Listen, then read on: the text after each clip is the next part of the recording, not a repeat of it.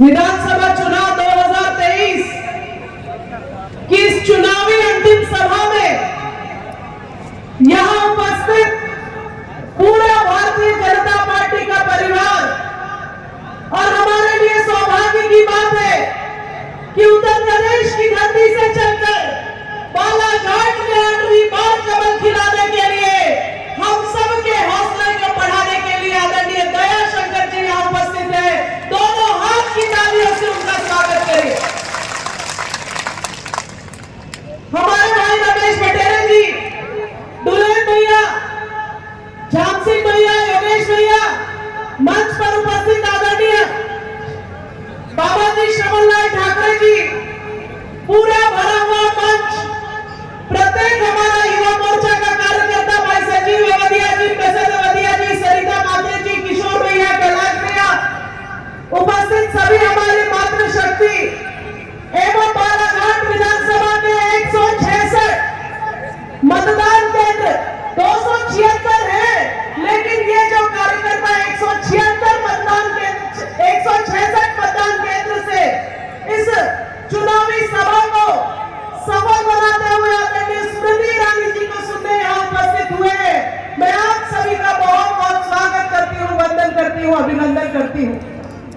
भाइयों बहनों,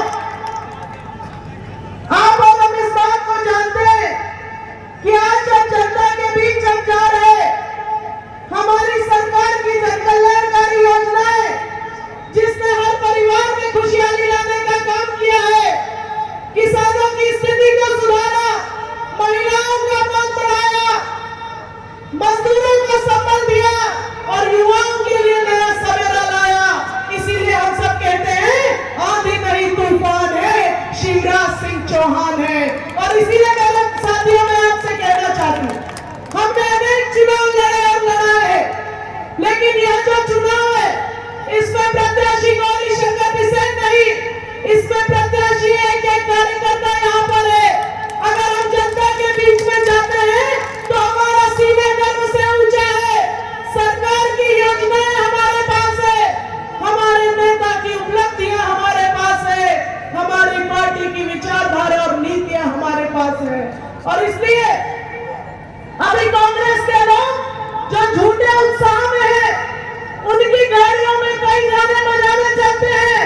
मैं पिछले दिनों सुन रही थी, उनकी कांग्रेस की गाड़ी में गाना बज रहा था, गौरी शंकर की शक्ल हो गई पुरानी। अरे मत बूझो कांग्रेसियों, चावल तो पुराना ही पचता है, नए का चावल बदलनी और पचता देता है। ये कांग्रेस के लोगों को जनता के बीच वोट मांगने का अधिकार नहीं है। ऐसी कांग्रेस जो झूठ और फरेब के आधार पर, जाति धर्म संप्रदाय के आधार पर लोगों को बांटने का काम करती है। 18 महीने का काला शासन हमने देखा और इस बार 17 प्रत्याशी मैदान में है। मैं मेरे एक कार्यकर्ता से कहना चाहती हूँ, इस सभा के बाद जाना अपने मतदान केंद्र, 5 बजे माइक बंद हो जाएगा और कल 16 तारीख की रात कत्ल की काली रात है। जागते रहना, चौकन्ना रहना। ये लड़ाई जीत और हार की लड़ाई नहीं है, ये लड़ाई यहाँ बैठे एक कार्यकर्ता के मान और सम्मान की लड़ाई है। और इसीलिए मेरे साथियों, मैं आपसे कहना चाहती हूँ कि आप इस बात के गवाह हैं। 2013 का चुनाव मत भूलिए। 2013 के चुनाव में यही कांग्रेस की प्रत्याशी अनुभव गुजरे जो 2500 वोटों से हार गई, अपनी हार से बौखला गई, जनता का जनादेश स्वीकार करने तेरी ओर में उतना बल नहीं, आत्मबल नहीं, उतनी दिलेरी नहीं। अरे इनकी कायरता को मेरा भाजपा का कार्यकर्ता नहीं भूल सकता। जब विजय जुलूस भाजपा का चलता है तो ये वही अनुभव गुजरे हैं जो अपने घर की छत से अपने साथियों के साथ भाजपा के कार्यकर्ताओं पर पत्थर बरसाने का काम करती है। मैं आपको आगाह करना चाहती हूँ, जो हाथ पत्थर उठा सकते हैं उनको बंदूक उठाने में भी शर्म नहीं आएगी। इसीलिए जागते रहना, इसीलिए चौकन्ना रहना। अभी एक दिन आदरणीय दया शंकर जी भाई साहब मुझे कह रहे थे कि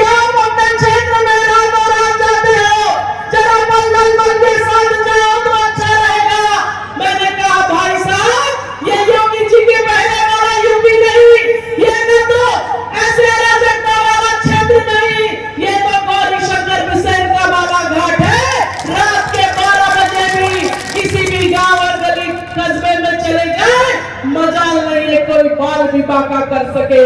इसीलिए मेरे साथियों, हमें अपने बालाघाट को भय से बचाना है, हमें अपने बालाघाट को गुंडागर्दी से बचाना है, हमें अपने बालाघाट को अराजकता से बचाना है। तो हमें भाजपा का कमल खिलाना होगा, गौरी शंकर बिसेन की तीसरे नंबर की बटन दबाना होगा। और इसलिए आप सबसे मेरा कहना है, चाहे जो लग जाए, अपने मतदान केंद्र में पूरी ताकत झोंक देना। जो हमारा नारा है कि बूथ जीता, चुनाव जीता, इस मंत्र को साक्षात करते हुए जब तक 17 तारीख के 6 बजे तक मतदान न करा पाए, आप शांति से मत बैठना। मेरा आपसे हाथ जोड़कर अनुरोध है। मैं फिर कहती हूँ, ये लड़ाई जीत और हार की लड़ाई नहीं है, ये लड़ाई भाजपा के कार्यकर्ता के मान और सम्मान की लड़ाई है, आपके स्वाभिमान की लड़ाई है। और इसीलिए हम आज यहाँ से संकल्प लेकर जाए। हो सकता है पुराने पिछले दिनों में किसी के मन में कोई आपस में स्वामी स्तर पर मनमुटाव हो, उन सबको एक तरफ रख देना। जो एक हमारे मन में है कि मेरी भारतीय जनता पार्टी मेरी माँ है, हमें अपनी पार्टी को हर हाल में जिताना है, क्योंकि ऐसे ऐसे अपराधी लोग कांग्रेस के पूरे चुनाव कैंपेन का नेतृत्व कर रहे हैं कि आप उनसे भली भांति परिचित हैं।